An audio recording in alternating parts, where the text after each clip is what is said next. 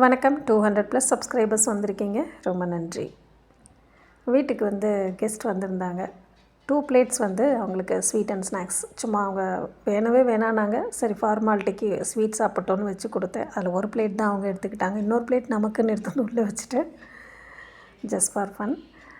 இது என் மகன் காலையில் போகும்போது இந்த கருப்பு கவுனி கஞ்சி காய்ச்சி கொடுப்பேன்.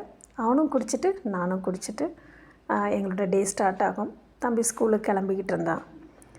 இந்த கருப்பு கவுனி கஞ்சி கருப்பு கவுனி, அப்புறம் உளுந்து, பாசிப்பருப்பு, இது 3ம் வறுத்துட்டு பொடி பண்ணி இருக்க பவுடர். இது இங்கே பக்கத்தில் கடையில் தான் வாங்கினேன். நான் கட்டுறது அப்படிங்கிற அம்மாக்கிட்டேருந்து எனக்கு பிடிச்சிருக்கு. இது நான் குடிச்சிட்ருக்கேன். சமையல் அது அன்றைக்கி பண்ணது கோவக்காய் வறுவல். இந்த வறுவல் எப்படி பண்ணுவேன்னா, எண்ணெயில் கோவக்காவை வறுத்துட்டு நீங்கள் காரம் கொஞ்சம் போட்டுக்கலாம். மேலே மிளகா, பொட்டுக்கடலை, பூண்டு அதை ஒரு பொடி மாதிரி பண்ணிவிட்டு லாஸ்ட்டாக இறக்கும்போது போட்டு இறக்கினோன்னா ரொம்ப நல்லாயிருக்கும். பொட்டுக்கடலையோடு சேர்ந்து வேர்க்கடலையும் சேர்த்துக்கலாம், இல்லை வெறும் வேர்க்கடலை மட்டும் கூட சேர்த்துக்கலாம். அது ஒரு ரெசிபி.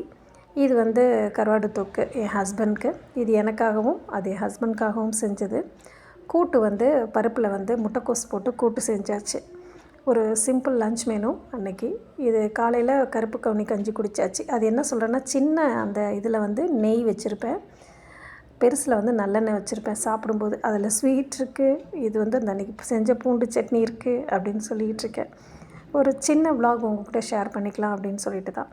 இதுக்கு முன்னாடியே ஒரு வீடியோ போட்டிருந்தேன். அது என்னமோ அந்த வீடியோவை அழைச்சிட்டு திரும்பவும் வாய்ஸ் ஓவர் கொடுத்துட்டு நான் என்ன சமைச்சேன் அப்படிங்கிறதே நான் சொல்லலை. ஏதோ என் மைண்டில் இருந்தது அப்படியே பேசிட்டு ஒரு வீடியோ போட்டிருந்தேன். சரி, அதை அழைச்சிட்டு இப்போது என்னோடய ஃபுட் வீடியோவை உங்கள்கிட்ட ஷேர் பண்ணிக்கிறேன். இது பசுந்தயிர் ஊற்றி வச்சுருந்தேன், ரொம்ப நல்லா வந்துருந்துச்சு. தேங்க்யூ.